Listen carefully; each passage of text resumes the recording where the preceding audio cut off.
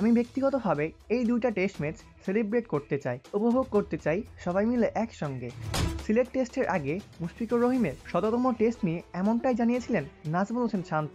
প্রথম টেস্ট জেতার পর প্রায় একই সুরে বাংলাদেশের অধিনায়ক জানালেন নিজেদের ভাবনার কথা। সেই সঙ্গে শান্ত চাওয়া মুশফিক যেন ১০০তম টেস্ট খেলেই থেমে না যান। লম্বা সময় ধরেই বাংলাদেশের হয়ে সবচেয়ে বেশি টেস্ট খেলা ক্রিকেটার মুশফিকুর রহিম।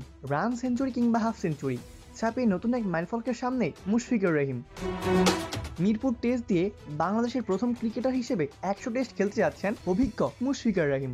এখনো পর্যন্ত জাতীয় দলের হয়ে ৯৯ টেস্টে ২৭টি হাফ সেঞ্চুরি ও ১২টি সেঞ্চুরিতে আছে ৬,৩৫১ রান। বাংলাদেশের প্রথম হলেও বিশ্বের ৮৪তম ক্রিকেটার হিসেবে ১০০ টেস্ট খেলতে যাচ্ছেন মুশফিকুর রহিম। তামিম ইকবাল ও সাকিব আল হাসান টেস্ট ছেড়ে দেওয়ায় তাদের সেই সুযোগটা এখন আর নেই। তবে ৭৪ টেস্ট খেলা মমিনুল হকের সম্ভাবনাও আছে বেশ। সুস্থ থাকার পাশাপাশি নিয়মিত পারফর্ম করলে তাইজুল ইসলাম, মেহেদী হাসান মিরাজ কিংবা লিটন দাসেরও সুযোগ থাকবে এমন কীর্তি গড়ার। দেশের প্রথম ক্রিকেটার হওয়ায় বিশেষ আয়োজন করবে বিসিবি। ক্রিকেটাররাও নিজেদের পরিকল্পনা করে রেখেছেন তাকে নিয়ে। মুশফিকের ১০০তম টেস্ট নিয়ে শান্ত বলেন, অবশ্যই একটা বড় অর্জন এবং খুবই রোমাঞ্চিত। আমি প্রথম দিনের প্রেস কনফারেন্সে বলেছিলাম আমরা উদযাপন করতে চাই, খেলোয়াড়রা চাই ওই দিনটা বা ওই পুরো দিনটা আমরা উপভোগ করব। সম্মানের জায়গা তো আছেই, এরকম একটা অর্জন আমাদের বাংলাদেশের কখনোই হয়নি।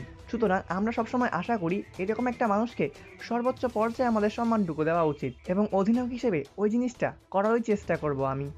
আগে এই টি-20 থেকে অবসর নিয়েছেন মুশফিক। সমালোচনার মুখে পড়ে চলতি বছরে ছেড়েছেন ওয়ানডে ক্রিকেটও। টেস্ট খেলা কতদিন চালিয়ে যাবেন সেটার নিশ্চয়তা নেই। শান্তর চাওয়া মুশফিক যেন মিরপুরে ১০০তম টেস্টেই থেমে না যান।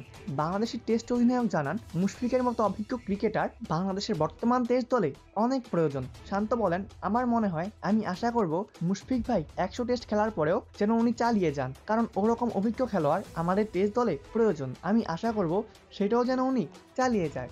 অপূর্ব দাস, প্লেভাস নিউজ।